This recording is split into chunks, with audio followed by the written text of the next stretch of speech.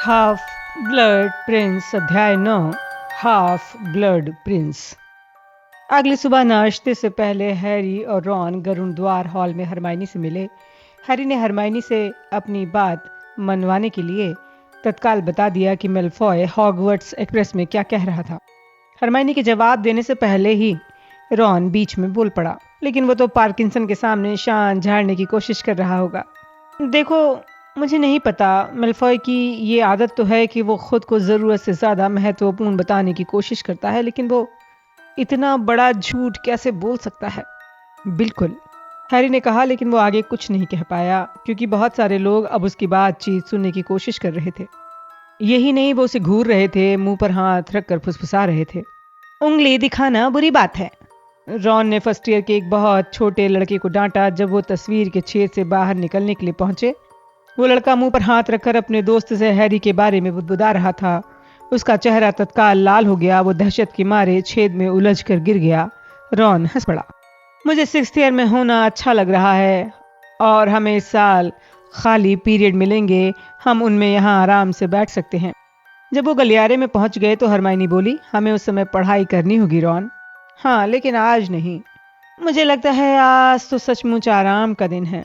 जरा ठहरो, हरमाइनी बोली। उसने हाथ हिलाकर पास से गुजरते 4th ईयर के एक विद्यार्थी को रोका जो एक पीली हरी डिस्क ले जाने की कोशिश कर रहा था।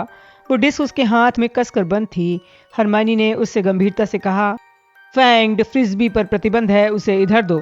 तेवरियां चढ़ाकर लड़के ने उसे गुर्राता हुआ फ्रिस्बी दे दिया और हरमाइनी की बाह के नीचे से निकलकर अपने दोस्तों के पीछे चला गया। रॉन ने उसके गायब होने का इंतजार किया, फिर हरमाइनी के हाथ से फ्रिस्बी छीन लिया। बहुत बढ़िया, मुझे ये हमेशा से चाहिए था। हरमाइनी उसे फटकारने वाली थी, लेकिन उसके शब्द एक तेज हंसी में खो गए। पास से गुजरती लेवेंडर ब्राउन को रॉन की ये बात बड़ी मजेदार लगी थी। वो उनके पास से गुजरते समय लगातार हंसती रही और मुड़ मुड़ कर रॉन को देखती रही। रॉन खुश लग रहा था। दलिया, अंडे, बेकन का नाश्ता करते समय हैरी और रॉन ने हरमाइनी को बताया कि पिछली रात को हैग्रिड से उनकी क्या बातचीत हुई थी। लेकिन वो कैसे सोच सकता है कि हम आगे भी जादुई प्राणियों की देखभाल विषय पढ़ेंगे। मेरा मतलब है, हम में से किसी ने भी कभी उत्साह नहीं दिखाया था। यही बात है ना? रॉन ने एक तले हुए अंडे को पूरा निगलते हुए कहा। हम लोग हैग्रिड की क्लासों में सबसे ज्यादा कोशिश इसलिए करते थे क्योंकि हम उसे पसंद करते थे, लेकिन वो सोचता है कि हम उससे नहीं बल्कि उसके मूर्खतापूर्ण विषय को पसंद करते हैं। तुम्हें क्या लगता है कि कोई NEWT में ये विषय ले रहा है? हैरी और हरमाइनी ने कोई जवाब नहीं दिया। उसकी कोई ज़रूरत भी नहीं थी। वो अच्छी तरह जानते थे उनके ईयर में कोई भी जादुई प्राणियों की देखभाल विषय नहीं लेना चाहता। जब हैग्रिड 10 मिनट बाद स्टाफ टेबल से उठकर गया तो वो उससे नजरें चुराते रहे और उसके खुशी से हाथ हिलाने पर उन्होंने आधे अधूरे मन से हाथ हिलाया। नाश्ता खत्म करने के बाद वे अपनी जगह पर बैठकर इंतजार करने लगे। प्रोफेसर मैगोनिकल स्टाफ टेबल से उतरकर उन्हें टाइम टेबल दें। इस साल टाइम टेबल बांटने का काम ज्यादा जटिल था क्योंकि प्रोफेसर मैगोनिकल को यह देखना था कि विद्यार्थियों को अपने चुने हुए NEWT में जाने लायक OWL मिले भी हैं या नहीं। हरमाइनी को सम्मोहन, गुप्त कलाओं से रक्षा, रूपांतरण, जड़ी बूटी विज्ञान, अंकों के जादुई महत्व का ऐतिहासिक अध्ययन, पुरातन लिपियों का अध्ययन और जादुई काढ़े विषय में पढ़ने की फौरन अनुमति मिल गई थी और वो लपक कर पुरातन लिपियों की अपनी पहली क्लास की तरफ चल दी। नेविल को ज्यादा समय लग गया। उसका गोल चेहरा चिंताग्रस्त था। जब प्रोफेसर मैगोनिकल ने उसके आवेदन की तरफ देखा, फिर उसके OWL के परिणाम देखे। जड़ी बूटी विज्ञान अच्छा है, उन्होंने कहा। प्रोफेसर स्प्राउट तुम्हें आउटस्टैंडिंग OWL के साथ देखकर खुश होंगी। तुमने गुप्त कलाओं से रक्षा विषय में भी एक्सीडेड एक्सपेक्टेशंस लाकर आवश्यक योग्यता हासिल कर ली है, लेकिन समस्या रूपांतरण की है। मुझे अफसोस है लॉन्ग बॉटम, लेकिन NEWT के लिए एक्सेप्टेबल से काम नहीं चलेगा। मुझे नहीं लगता तुम इसकी पढ़ाई कर पाओगे। नेविल का मुंह लटक गया। प्रोफेसर मैगोनिकल ने अपने चौकोर चश्मे के पीछे से उसे घूरा। तुम रूपांतरण क्यों पढ़ना चाहते हो? मुझे कभी नहीं लगा तुम्हें इसमें खास मजा आता है। नेविल दुखी दिखने लगा और बुदबुदाकर ऐसा कुछ बोला, मेरी दादी चाहती हैं। अच्छा, प्रोफेसर मैगोनिकल हंसी। अब समय आ गया है कि तुम्हारी दादी आदर्श पोते के बजाय उस पोते पर गर्व करना सीख लें जो उन्हें मिला है, खास तौर पर मंत्रालय में हुई घटना के बाद। नेविल का चेहरा गुलाबी हो गया। वो दुविधा से पलकें झपकाने लगा। प्रोफेसर मैगोनिकल ने उसकी पहले कभी तारीफ नहीं की थी।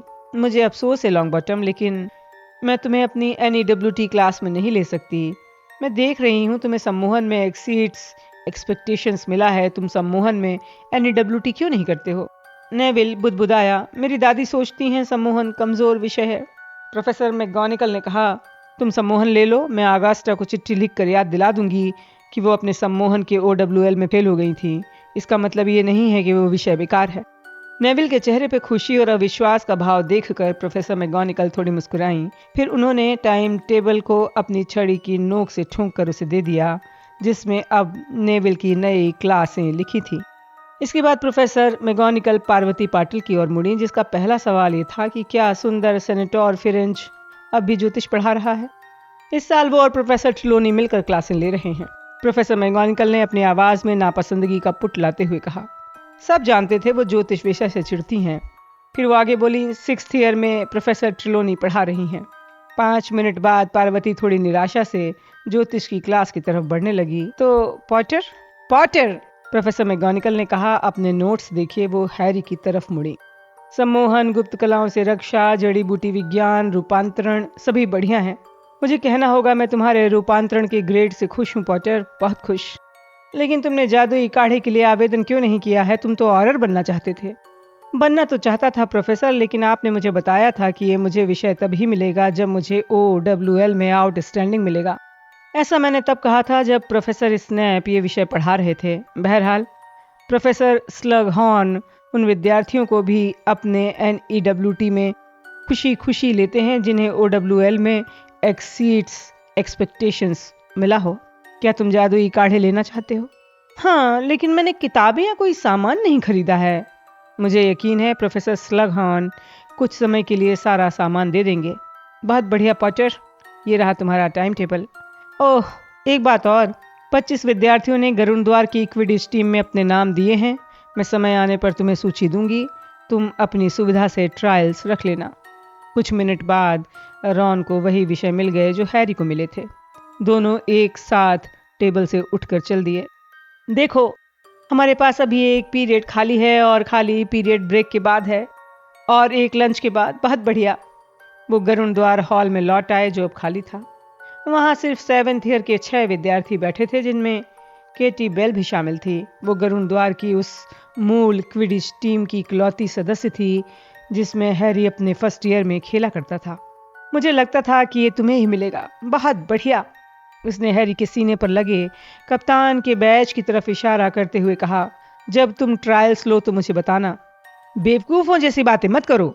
तुम्हें ट्रायल्स देने की क्या ज़रूरत है? मैं तुम्हें 5 साल से खेलते हुए देख रहा हूँ। तुम्हें अपनी कप्तानी की शुरुआत इस तरह नहीं करनी चाहिए, उसने चेतावनी भरे स्वर में कहा। तुम्हें क्या पता, हो सकता है वहाँ कोई मुझसे ज़्यादा अच्छा खिलाड़ी मिल जाए। कई अच्छी टीमें सिर्फ इसलिए बर्बाद हो गई क्योंकि कप्तान ने टीम में पुराने चेहरों को खिलाया या अपने दोस्तों को शामिल किया है।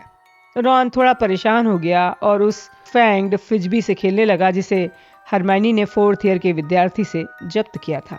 फ्रिजबी हॉल के चारों तरफ उड़ता रहा, गुर्रा कर दीवार दरी के टुकड़े काटने की कोशिश करता रहा। 1 घंटे बाद वो अनिच्छा से धूप भरे हॉल से निकलकर 4 मंजिल नीचे गुप्त कलाओं से रक्षा के क्लासरूम की तरफ जाने लगे। हरमाइनी पहले से कतार में खड़ी थी। उसके हाथ में बहुत सारी पुस्तकें थीं। वो थकी हुई लग रही थी। जब हैरी और रॉन उसके पास पहुंचे तो चिंता से बोली, हमें पुरातन लिपियों का ढेर सारा होमवर्क मिला है। 15 इंच लंबा निबंध है, 2 अनुवाद हैं। इन किताबों को मुझे बुधवार तक पढ़ना है। शर्म की बात है, रॉन ने जम्हाई लेते हुए कहा।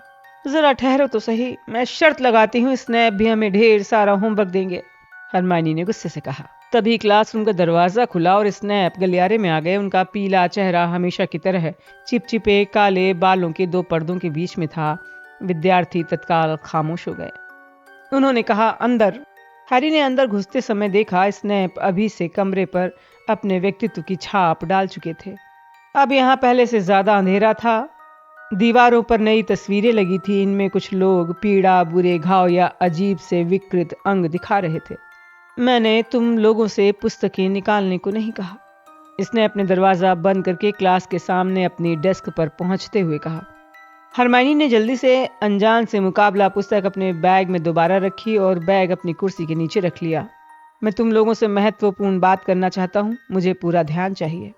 मुझे लगता है अब तक तुम लोगों को ये विषय 5 टीचर्स पढ़ा चुके हैं। हैरी ने व्यंग से सोचा। आपको लगता है स्नैप? आपने जैसे उन सभी को आते जाते ना देखा हो। जाहिर है उन टीचर्स के अपने अपने तरीके और लक्ष्य थे। इस दुविधा को देखते हुए मुझे हैरानी है तुम में से इतने सारे लोगों को इस विषय में OWL मिल गए हैं। मुझे और भी हैरानी होगी अगर तुम सभी NEWT की पढ़ाई पूरी कर लोगे, जो और भी ज्यादा कठिन होगी। स्नैप कमरे के कोने की तरफ चले गए। गुप्त कलाएं, स्नैप ने कहा, बहुत सी विविध, हर पल बदलने वाली और शाश्वत हैं।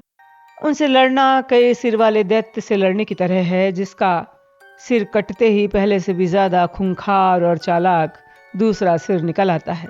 तुम उस चीज से लड़ रहे हो जो अस्थिर, विभाजक और अविनाशी है। हैरी स्नैप को घूरने लगा।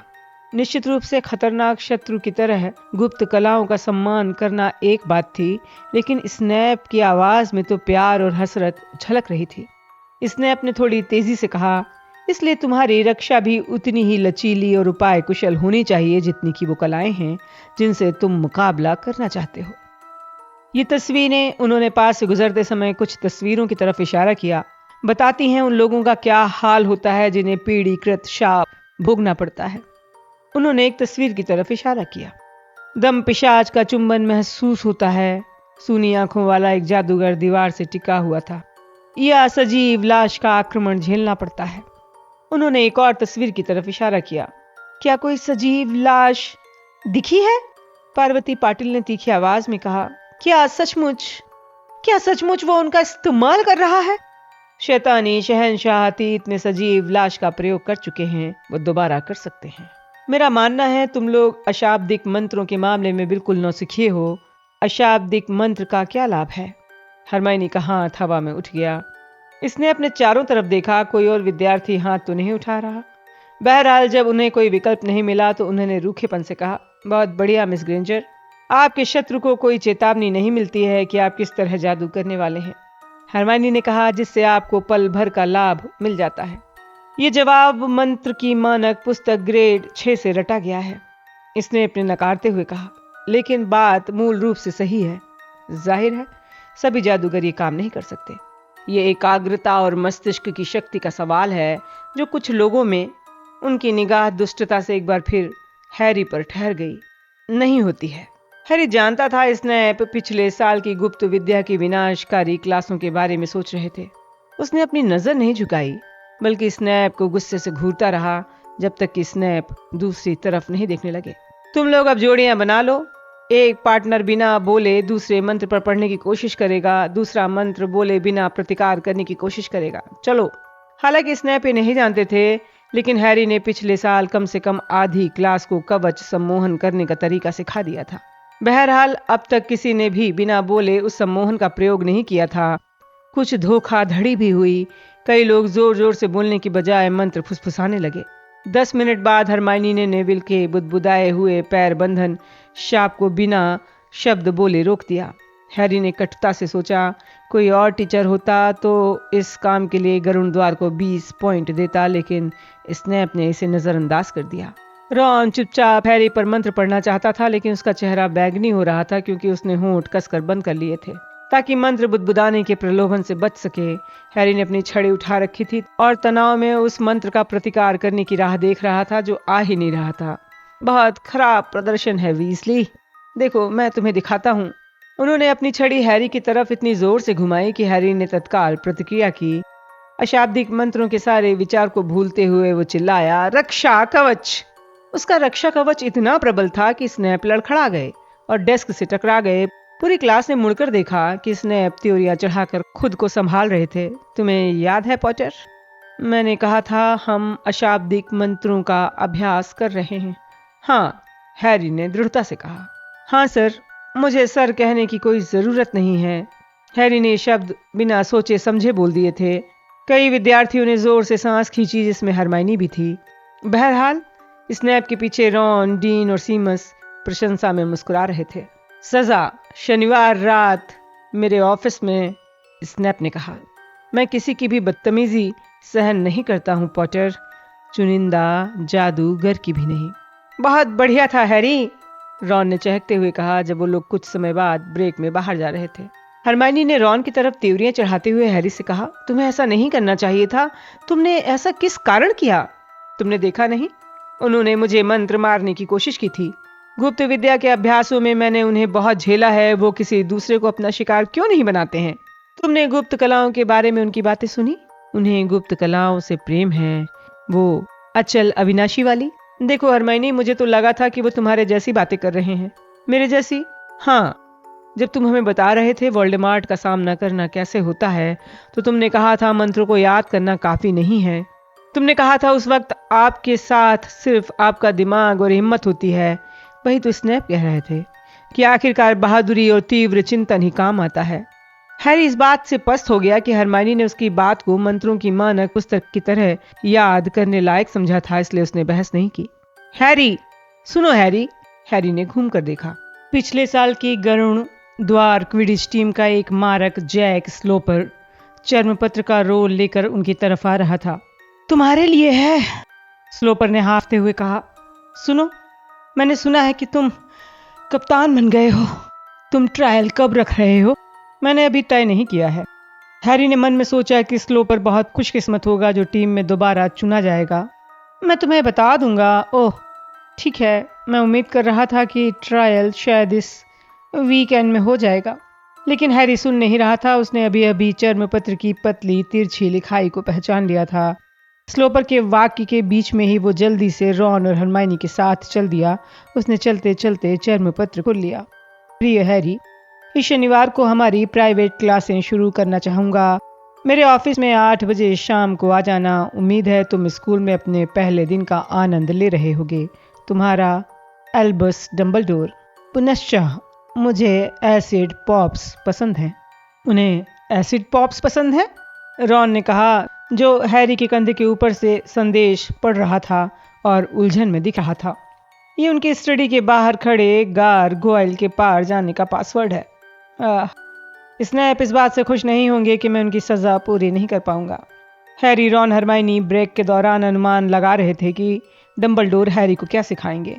रॉन के हिसाब से इस बात की काफी संभावना थी कि वो हैरी को ऐसे अद्भुत मंत्र और शैतानी जादू सिखाएंगे जो प्राण भक्षी नहीं जानते होंगे। हरमाइनी ने कहा, इस तरह की चीजें गैर कानूनी हैं और उनके हिसाब से डम्बलडोर हैरी को उच्च स्तरीय रक्षात्मक जादू सिखाएंगे। हरमाइनी अंकों के जादुई महत्व का अध्ययन क्लास में चली गई। हैरी और रॉन ने मन मारकर स्नैप का होमवर्क शुरू किया। ये इतना जटिल साबित हुआ कि जब हरमाइनी लंच के बाद खाली पीरियड में उनके पास आई तो उनका काम पूरा नहीं हुआ था। जादुई काढ़े की क्लास की घंटी बजी। वो तहखाने के जाने पहचाने रास्ते पर चल दिए जो इतने लंबे समय से स्नैप की क्लास थी। जब वो गलियारे में पहुंचे तो उन्होंने देखा कि सिर्फ दर्जन भर लोग ही NEWT स्तर तक आ पाए थे। क्रैब और गोयल स्पष्ट रूप से अपेक्षित OWL ग्रेड नहीं ला पाए थे। लेकिन नाग शक्ति के 4 विद्यार्थी ऐसा करने में कामयाब हो गए थे, जिनमें मेलफॉय भी शामिल था। चीलघात के 4 विद्यार्थी वहां थे और मेहनतकश का अर्नी मैकमिलन भी था, जिसे हैरी उसके बड़बोले अंदाज के बावजूद पसंद करता था। हैरी, अर्नी ने औपचारिकता से कहा और अपना हाथ बढ़ाया। आज सुबह गुप्त कलाओं से रक्षा की क्लास में बात करने का मौका ही नहीं मिला। मुझे लगा अच्छा सबक था, लेकिन कवच सम्मोहन तो DA के पुराने सदस्यों के लिए बाएं हाथ का खेल है। तुम कैसे हो रॉन? हरमाइनी। इससे पहले कि वो अच्छे से ज्यादा कुछ बोल पाते, तहखाने का दरवाजा खुल गया। स्लगहॉर्न की तोंद उनसे पहले दरवाजे के बाहर दिखने लगी। जैसे ही वो लाइन बनाकर कमरे में जाने लगे, स्लगहॉर्न की बड़ी बड़ी मूछें उनके मुस्कुराते चेहरे के ऊपर आ गई। उन्होंने हैरी और जेबिनी का खास उत्साह से स्वागत किया। तहखाने में अजीब सा धुआं और गंध थी।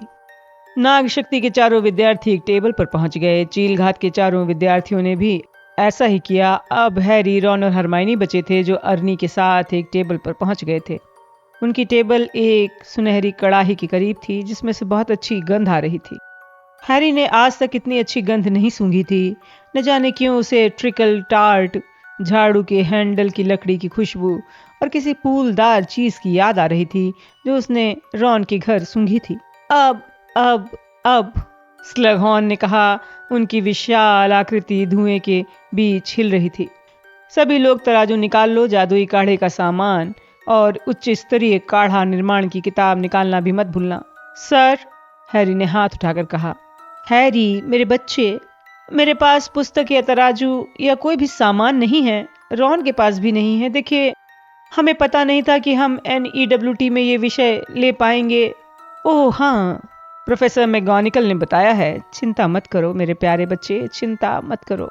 तुम स्टोर की अलमारी से सामान का इस्तेमाल कर सकते हो। मुझे यकीन है कि हम तुम्हें तराजू भी उधार दे सकते हैं। इसके अलावा हमारे पास कुछ पुरानी पुस्तकें हैं जिनका इस्तेमाल तुम तब तक कर सकते हो जब तक कि तुम फ्लरिश एंड ब्लॉट्स को लिखकर अपनी नई पुस्तकें न मंगवा लो। स्लगहॉर्न कोने वाली अलमारी तक गए। एक पल तक टटोलने के बाद 2 बहुत पुरानी पुस्तकें ले आए। उन्होंने एक प्रति हैरी और एक रॉन को दे दी, साथ ही भदरंगे तराजू भी दे दिए। तो अब स्लगहॉर्न क्लास के सामने लौटे और पहले से ही बाहर निकलते सीने को और बुला लिया। मैंने तुम लोगों को दिखाने के लिए कुछ काढ़े तैयार किए हैं, सिर्फ दिलचस्पी के लिए। जब तुम NEWT की पढ़ाई पूरी कर लोगे तो तुम इस तरह की चीज बना पाओगे। तुम्हें उनके बारे में पता होना चाहिए, भले ही तुमने उन्हें अब तक ना बनाया हो। मुझे कोई बता सकता है ये कौन सा काढ़ा है? उन्होंने नाग शक्ति के विद्यार्थियों के पास वाली कड़ाही की तरफ इशारा किया। हमेशा की तरह हरमाइनी का हाथ सबसे पहले हवा में पहुंच गया। स्लगहॉर्न ने उसकी तरफ इशारा किया। हरमाइनी बोली, ये सत्य द्रव है, एक रंगहीन गंधहीन काढ़ा जो पीने वाले को सच्चाई बताने पर मजबूर कर देता है। बहुत बढ़िया, बहुत बढ़िया, स्लगहॉर्न ने खुशी से कहा।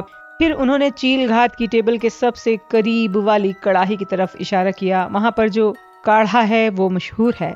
हाल ही में मंत्रालय के कुछ पैम्फलेटों पर इसका जिक्र आया है। कौन बता सकता है? हरमाइनी का हाथ फिर हवा में पहुंच गया। ये भेस बदल काढ़ा है सर। हैरी ने दूसरी कड़ाही में धीरे धीरे खदकते कीचड़ जैसे काढ़े को पहचान लिया। बहरहाल उसे इस बात में कोई दिक्कत नहीं हुई। जवाब देने का श्रेय हरमाइनी ने ले लिया था। जब वो सेकेंड ईयर में पढ़ते थे तब ये काढ़ा हरमाइनी ने ही बनाया था। बहुत बढ़िया, बहुत बढ़िया।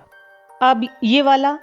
हाँ, स्लगहॉर्न ने कहा। वो थोड़े आनंदित दिखने लगे जब हरमाइनी का हाथ एक बार फिर हवा में उठ गया। ये प्रेम पाश काढ़ा है। बिल्कुल है। ये पूछना लगभग मूर्खतापूर्ण है, स्लगहॉर्न ने कहा, जो बहुत प्रभावित दिख रहे थे। मुझे लगता है तुम जानती हो ये क्या करता है। हरमाइनी बोली, ये दुनिया का सबसे सशक्त प्रेम काढ़ा है। बिल्कुल सही कहा। मुझे लगता है तुमने इसकी मोती जैसी साफ चमक से इसे पहचान लिया होगा और छलनों में उठते धुएं से। हरमाइनी ने जोश में कहा, और ये हम में से हर एक को अलग अलग गंध देता है। जिस वस्तु से हम आकर्षित होते हैं हमें इसकी खुशबू वैसी ही आती है। मुझे ताजी कटी घास और नए चर्मपत्र की खुशबू। उसका चेहरा गुलाबी हो गया। उसने वाक्य अधूरा छोड़ दिया। मैं तुम्हारा नाम पूछ सकता हूँ? स्लगहॉर्न ने हरमाइनी के शर्माने को नजरअंदाज किया। Hermione, Granger sir. Granger, Granger. कहीं तुम हेक्टर डैगवर्थ ग्रेंजर के रिश्तेदार में तो नहीं हो, जिन्होंने काढ़ा निर्माताओं की सबसे असाधारण संस्था बनाई थी? नहीं सर, मैं मगलू परिवार में पैदा हुई हूँ। लेकिन स्लगहॉर्न ने कोई निराशा नहीं दिखाई। इसके विपरीत वो मुस्कुराए और उन्होंने हैरी की तरफ देखा जो हरमाइनी के पास बैठा हुआ था। ओहो, मेरी एक दोस्त मगलू परिवार की है और वो हमारे ईयर में सबसे अच्छी विद्यार्थी है। मुझे लगता है हैरी यही वो दोस्त है जिसके बारे में तुमने कहा था। हाँ सर, हैरी ने कहा। स्लगहॉर्न ने उदारता से कहा, अच्छा तो मिस ग्रेंजर, गरुड़ द्वार के लिए 20 पॉइंट लो जिसकी तुम हकदार हो। मेलफॉय वैसा ही दिख रहा था जैसा उस समय दिख रहा था जब हरमाइनी ने उसके चेहरे पर मुक्का मारा था। हरमाइनी खुशी से हैरी की तरफ मुड़ी और फुसफुसाकर बोली, क्या तुमने उन्हें सचमुच बताया था मैं अपने ईयर में सबसे अच्छी हूँ? ओह हैरी, देखो इसमें प्रभावित होने की क्या बात है, रॉन ने फुसफुसाकर कहा, जो किसी कारण थोड़ा चिढ़ा हुआ लग रहा था। तुम 6th ईयर में सबसे अच्छी हो। अगर उन्होंने मुझसे पूछा होता तो मैं भी यही कहता। हरमाइनी मुस्कुरा दी, लेकिन उसने श्श किया ताकि वो स्लगहॉर्न की बात सुन सकें। रॉन थोड़ा असंतुष्ट लग रहा था। जाहिर है प्रेम पाश काढ़ा दरअसल प्रेम उत्पन्न नहीं करता। प्रेम उत्पन्न करना असंभव है। ये तो सिर्फ सशक्त मोह या दीवानगी उत्पन्न करता है। ये इस कमरे में मौजूद सबसे खतरनाक और शक्तिशाली काढ़ा है। ओह हाँ, उन्होंने मेलफॉय और नॉट की तरफ गंभीरता से देखते हुए कहा, जो संदेह से मुस्कुरा रहे थे। जब तुम मेरी उम्र तक पहुंच जाओगे तो तुम दीवानगी भरे प्रेम की शक्ति को नजरअंदाज नहीं करोगे। और अब स्लगहॉर्न ने कहा, समय आ गया है, हम काम शुरू कर दें। सर, आपने हमें ये तो बताया ही नहीं, उस वाली कड़ाही में क्या है? अर्नी मैकमिलन ने एक छोटी काली कड़ाही की तरफ इशारा करते हुए कहा, जो स्लग हॉर्न की डेस्क पर रखी थी। उसके भीतर का काढ़ा आराम से खदक रहा था। ये पिघले हुए सोने के रंग का था और सतह के ऊपर गोल्ड फिश जैसी बड़ी बूंदें उछल रही थी। हालांकि एक भी बूंद छलक नहीं रही थी। ओहो! स्लगहॉर्न ने एक बार फिर कहा। हैरी को यकीन था स्लगहॉर्न उस काढ़े को बिल्कुल नहीं भूले थे, बल्कि नाटकीय प्रभाव डालने के लिए किसी के पूछने का इंतजार कर रहे थे। हाँ, ये देवियों और सज्जनों, ये बहुत ही विचित्र काढ़ा है जिसे खुशकिस्मती काढ़ा कहते हैं। मुझे लगता है, उन्होंने मुस्कुराते हुए हरमाइनी की तरफ देखा, जिसके मुंह से निकली सिसकारी स्लगहॉर्न ने सुन ली थी। मिस ग्रेंजर, तुम जानती हो कि खुशकिस्मती काढ़ा क्या करता है? ये किस्मत बुलंद कर देता है। इससे आप खुशकिस्मत बन जाते हैं, हरमाइनी ने रोमांचित होकर कहा। पूरी क्लास थोड़ी तन कर बैठ गई। हैरी को मेलफॉय के चिकने सुनहरे सिर का पिछला हिस्सा ही दिख रहा था, क्योंकि अब वो स्लगहॉर्न की तरफ पूरा ध्यान दे रहा था। बिल्कुल ठीक कहा। गरुड़ द्वार को 10 पॉइंट और। हाँ, खुशकिस्मती काढ़ा बहुत विचित्र है। इसे बनाना बहुत मुश्किल है। जरा सी भी गलती विनाशकारी साबित हो सकती है। बहरहाल, अगर इसे सही तरीके से बनाया जाए, जैसा इस वाले को बनाया गया है, तो आपकी हर कोशिश कामयाब हो जाएगी जब तक कि इसका प्रभाव खत्म नहीं हो जाता। टेरी बूट ने उत्सुकता में पूछा, तो फिर लोग इसे हर समय क्यों नहीं पीते सर? क्योंकि ज्यादा पीने से इससे भारीपन, दुस्साहस और घातक अति आत्मविश्वास उत्पन्न होता है। तुम्हें पता है, अति किसी भी चीज की नुकसानदायक होती है। माइकल कॉर्नर ने बड़ी दिलचस्पी से पूछा, सर, आपने इसे कभी पिया है? जिंदगी में 2 बार। एक बार 24 साल की उम्र में, दूसरी बार 57 साल की उम्र में, नाश्ते के साथ 2 चम्मच। 2 आदर्श दिन। वो सपनीले अंदाज में दूर निहारते रहे। वो नाटक कर रहे थे या नहीं, ये हैरी को पता नहीं था, लेकिन प्रभाव अच्छा पड़ा। स्लगहॉर्न ने जैसे दोबारा धरती पर लौटते हुए कहा, और मैं ये काढ़ा इस क्लास के किसी विद्यार्थी को इनाम में देने वाला हूँ। खामोशी छा गई, जिसमें आसपास के काढ़ों की बुदबुदाहट, बुलबुलों की आवाज 10 गुना बढ़ गई। खुशकिस्मती काढ़े की एक छोटी शीशी। स्लगहॉर्न ने एक बहुत छोटी कांच की शीशी जेब से निकाल कर दिखाई। 12 घंटे की किस्मत के लिए काफी है। सुबह से शाम तक तुम जो करोगे, उसमें खुशकिस्मत रहोगे। लेकिन मैं तुम लोगों को चेतावनी दे दूं, प्रतियोगिताओं में खुशकिस्मती काढ़े पर प्रतिबंध है। उदाहरण के लिए खेलों, परीक्षाओं या चुनावों में। इसलिए विजेता को इसका इस्तेमाल सिर्फ सामान्य दिन में ही करना है। तो स्लगहॉर्न ने अचानक तेजी से कहा, तुम मेरा ये शानदार इनाम कैसे जीत सकते हो? उच्च स्तरीय काढ़ा निर्माण के पृष्ठ 10 को खोलो। हमारे पास 1 घंटे से थोड़ा ज्यादा समय है, जिसमें तुम लोग जीवित मृत्यु का घूंट काढ़ा बनाने की कोशिश करोगे। मैं जानता हूं कि अब तक तुमने इतना जटिल काढ़ा नहीं बनाया है। मैं किसी आदर्श काढ़े की उम्मीद भी नहीं करता हूं। बहरहाल, जिसका काढ़ा सबसे अच्छा होगा, उसे खुशकिस्मती काढ़े की ये छोटी शीशी इनाम में मिलेगी। हड़बड़ी मच गई। सभी ने अपनी कड़ाहियां तेजी से खींची। जब विद्यार्थी तराजू खिसकाने लगे तो टकराने की आवाजें आईं, लेकिन कोई कुछ बोल नहीं रहा था।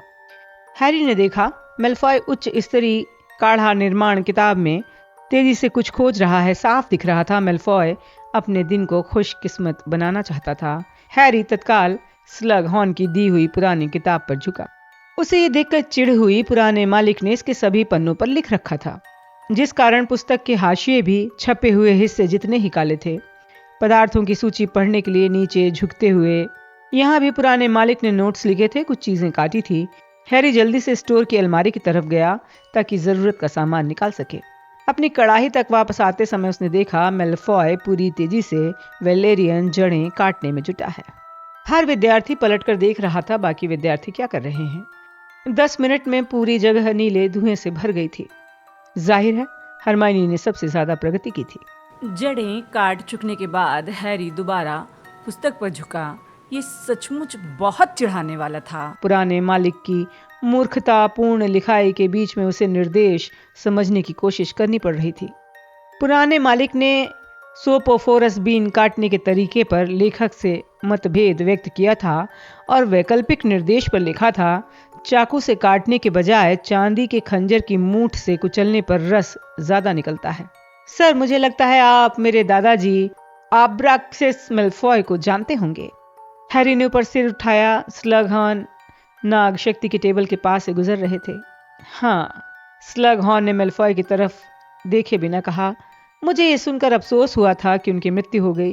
हालांकि जाहिर है ये अप्रत्याशित नहीं था। उनकी उम्र में ड्रैगन पॉक्स, और वे दूर चले गए। हैरी मुस्कुराता हुआ कड़ाही पर दोबारा झुक गया। वो जानता था मेल्फॉय भी उनसे हैरी या जेबिनी की तरह के खास व्यवहार की उम्मीद कर रहा था जो उसे स्नैप से मिलता था। सोपोफोरस बीन को काटना मुश्किल साबित हो रहा था। हैरी हरमाइनी की तरफ मुड़ा। क्या मैं तुम्हारा चांदी का खंजर ले सकता हूँ? उसने अधीरता से सिर हिला दिया, लेकिन अपनी आंखें अपने काढ़े से नहीं हटाईं, जो अब गहरा बैगनी रंग का हो रहा था। हालांकि पुस्तक के अनुसार इसे अब तक हल्के जामुनी रंग का हो जाना चाहिए।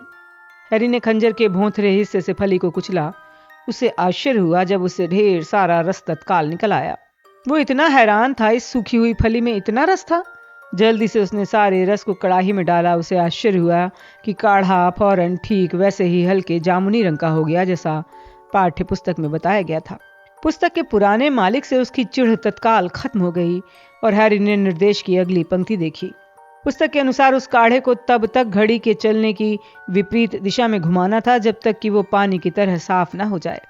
इसमें पुराने मालिक ने जोड़ दिया था कि घड़ी के चलने की विपरीत दिशा में 7 बार घुमाने के बाद एक बार घड़ी के चलने की दिशा में हिलाना चाहिए।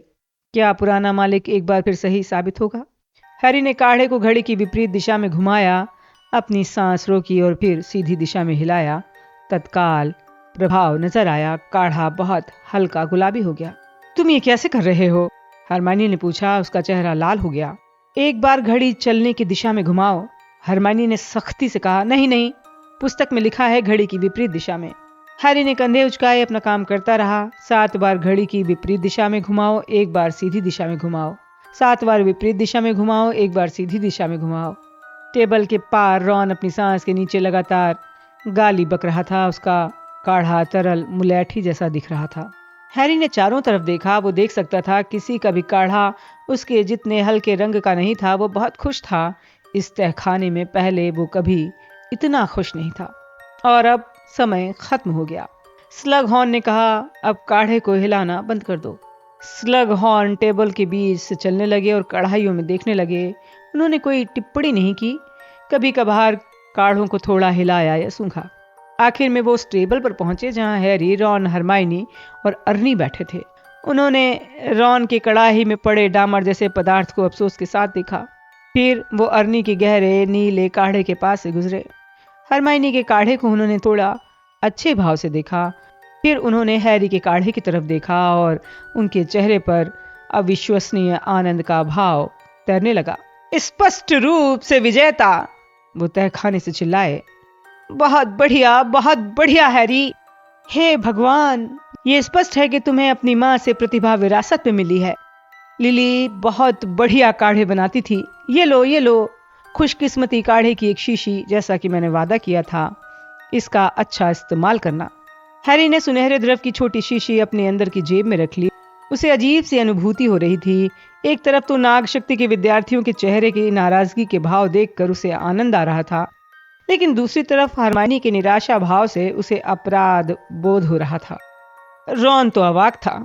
जब वो तहखाने से बाहर निकले तो रॉन ने हैरी से फुसफुसाकर पूछा, तुमने ये कैसे किया?